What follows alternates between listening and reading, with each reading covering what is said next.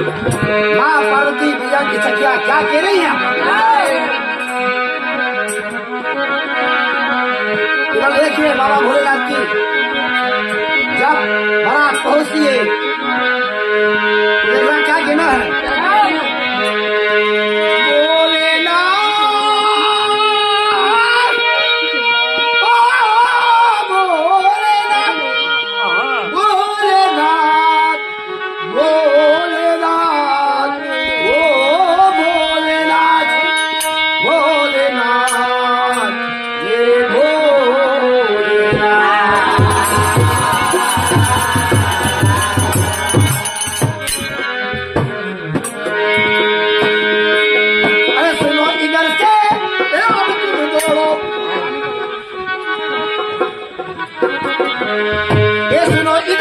अरे मान लो मेरी